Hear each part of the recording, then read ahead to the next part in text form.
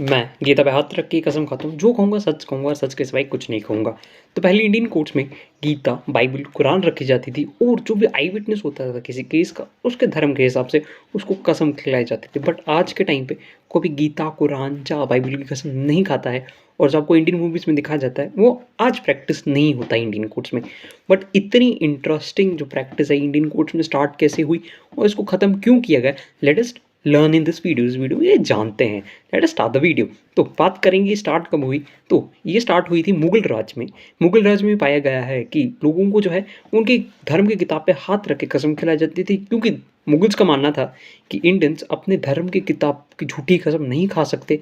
और इसी को कैरी ऑन करते हुए हमारे जो ब्रिटिशर्स थे उन्होंने एक लॉ लाया, क्योंकि उनको कुछ इंप्लीमेंट करना था तो वो हमेशा लॉ ले आते थे। और एक नया लॉ लेके आया, वो इंडियन ओथ एक्ट 1873, जिसमें उन्होंने कहा कि जो भी धर्म का लोग हैं वो अपनी जो भी किताब है, उनकी रिस्पेक्टिव किताब है, उस पे हाथ रख के कसम खाएंगे और इसके हिसाब से वो झूठ नहीं बोल सकते।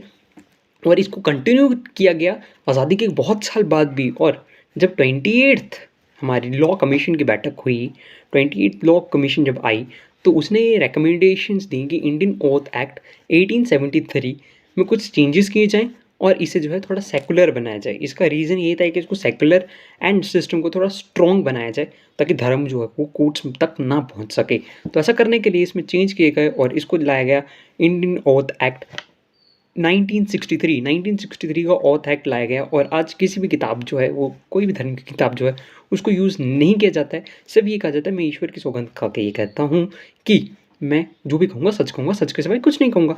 तो अब बुक्स का इस्तेमाल नहीं होता, इसीलिए ये कहा जाता है कि मैं गीता पे हाथ रख के सौगंध करता हूँ कि जो कहूँगा सच के सिवाय कुछ नहीं कहूँगा। That was the reason.